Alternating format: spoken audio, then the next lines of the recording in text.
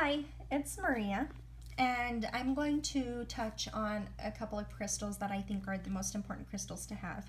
The reason being is I received a private message on Facebook the other day, and the client I have asked me what would be the one crystal I would recommend if she could only have one crystal. And I've always thought if I'm ever asked that question, it's going to be really hard because I love thousands of crystals. How would I be able to decide on one? Crystals are like a part of my family now, so it would be like trying to decide which of my kids is the best child. But it was really strange because I was answering with clear quartz before I even realized I was typing. And the reason I think clear quartz is the crystal you should have if you can only have one is it can be programmed to do anything that any of the other crystals can do. It is a master healer, which means it can heal all sorts of things, and it can be programmed. I also think that it's one of the easiest crystals to work with. As soon as you're able to connect to it, you're able to connect to all of the species of clear quartz. I know that's kind of funny using animal kingdom terminology for crystals, but that's the case. Here are a couple of different little clear quartz crystals that I wanted to just kind of show you. This is a tumbled crystal. Some people say it's polished. Some people say it's polished and tumbled. This is a raw crystal. This is kind of how it is when it's pulled out of the earth. A whole bunch of this in a machine and with some sand and water will be turned and flipped and tumbled, and it'll turn into this. So it's the same thing. There is a debate in the crystal world on raw is much more powerful than tumbled. I don't happen to have that situation. I believe they're all the same. There are some reasons that I would use a tumbled one over a raw one or a raw one over a tumbled one, but personally I think there's no difference or very little difference between a raw and tumbled. This is a point. I'll have to do a video another day on the different ways that points are created and what they mean. There's only a point on one side, this other side is not, and this one does not stand, but some do. This is called a double terminated point because there's a point on both sides. There is a reason why you would want this and not this, but for just some basic crystal work, that would be, either one is fine. I also want to just kind of really quickly show you some other tinier little points. These I use for crystal grids, and pretty much that's all. So there's clear quartz. That would be your number one. Number two would be amethyst. Amethyst is purple, purpley. Purple is associated with peace and calm and relaxation. It's associated with de-stressing and also the third eye, which is associated with intuition. So amethyst is really great for intuition. If you were wanting to work with amethyst, you would use it for peace, relaxation, de-stressing, for increasing your intuition, or for anything that has to do with the head. Migraines, headaches, those are all really great with amethyst.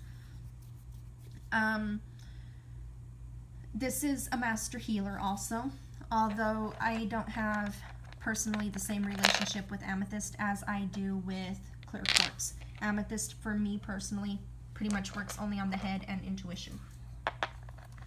The third crystals would be citrine. This is a raw citrine point, and here is a tumble. I do want to touch really quick on the debate on citrine. This citrine is most likely treated citrine. It is treated citrine.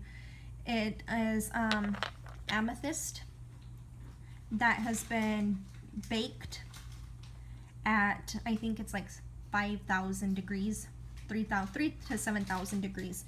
And because it's been radiated in that oven to that high of a temperature, it turns white and that goldy yellow brown color.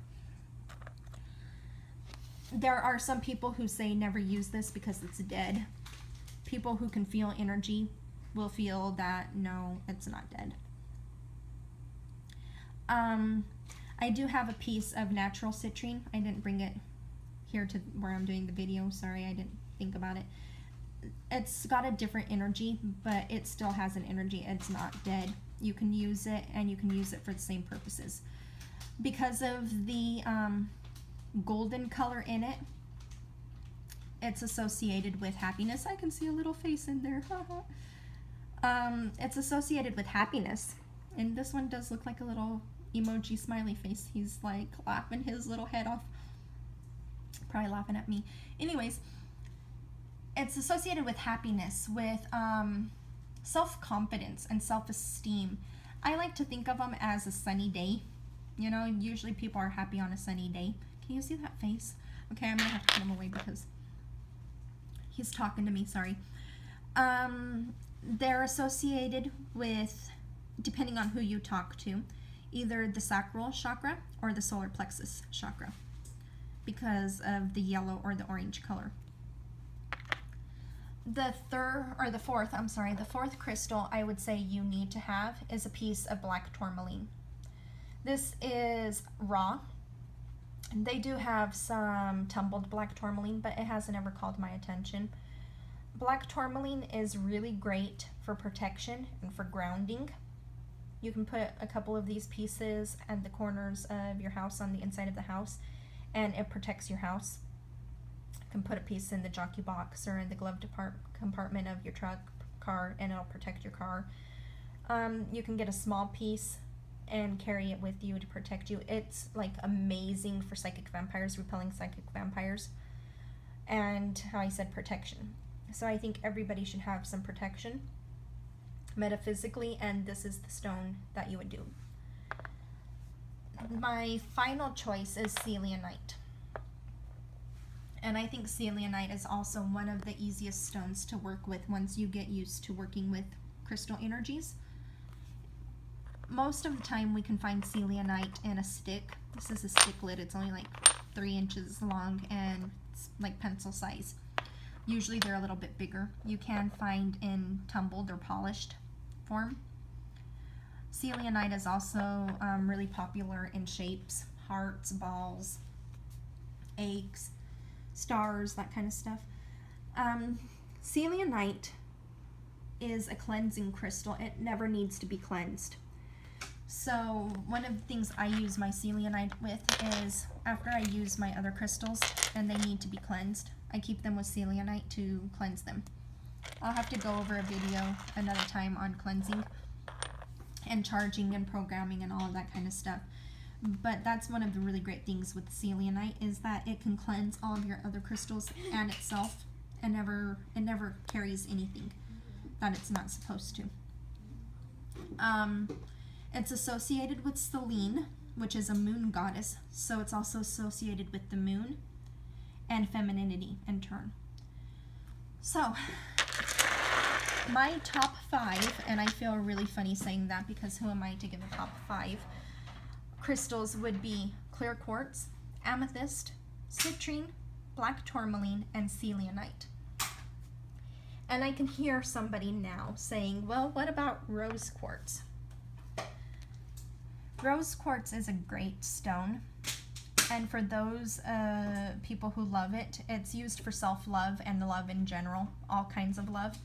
It's a good stone. In my opinion, it's a little gentle. So if you have a lot of trauma and can't self-love properly because of the trauma, rose quartz may help, but it might be too soft and not be able to help enough.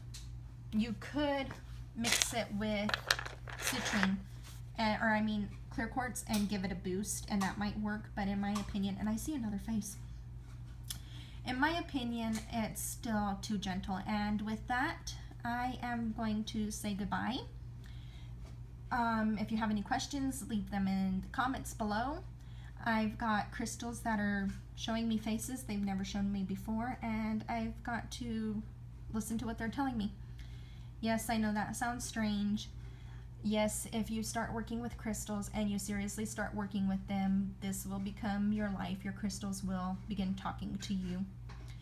So with that, have a great day. May your crystals chat away with you, and may you love them as much as I do. Bye.